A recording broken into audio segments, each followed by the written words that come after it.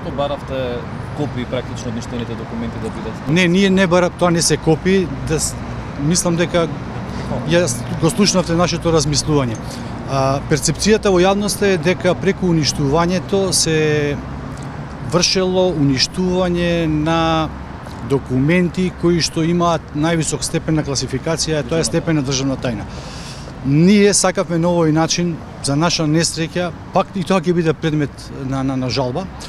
Судот не го удоволи нашето барање за да и покажеме и докажеме на целокупната јавност дека предмет на уништување биле безмалку тривијални документи од типот како што спомнав, лекарски уверенија, потврди за поправка на возила, понатаму пристап до чекалната на УБК, решенија за годишен одмор и слично.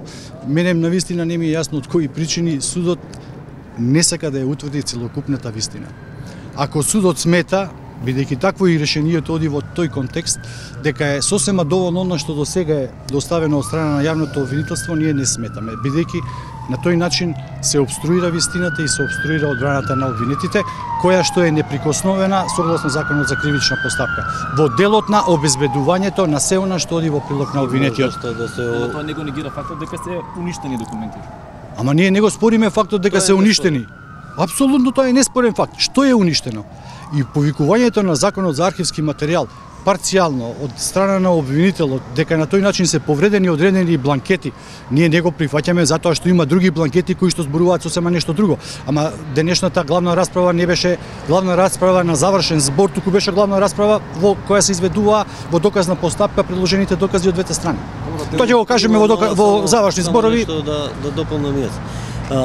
Имајќи, ако имаме во предвид дека ова јавно обвинителство има ограничена надлежност, односно има надлежност да истражува кривични дела кои се поврзани со незаконското следење на комуникациите, ова што колегата Шврговски го наведе, значи документи кои се однесуваат на расходување на опрема, исписи на одредени технички средства, годишни одмори, боловања и така натаму, немаат никаква поврзаност со незаконското следење на комуникациите. Од тука ова обвинителство не е надлежно да постапува по овој предмет, односно, овие барања кои ги ние доставивме да судот ни ги овозможи, да судот ги побара од органите со оглед дека органите не ни одговара на нас како одбрана, истите се поднесени уште во 6 месец оваа година, значи пред скоро 6 месеци, 5 месеци, не ни бе удоволени, а тие ќе кажеа, тие документи ќе укажеа на тоа дека таквите документи не се уништени, туку тие постојат во другите оддели. И се обновливи. Основата на кривичното дело е да се уништат документи и тие понатаму да не можат да се најдат на друго место. На тоа се однесува и кривичното дело кој им се става на товар, односно фалсификатот.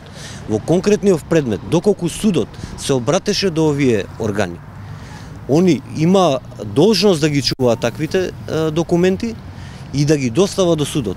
Од нив ќе се видеше дека тие немаат никаква врска со незаконското следење на комуникација. Нема ниту еден документ што се однесува ниту еден со незаконско следење на може би има со следење на комуникации, но не со незаконско следење на комуникации, кое нешто е императив, односно основа да ова обвинителство може да води истражната постапка и да застапува пред судовите во Република Македонија.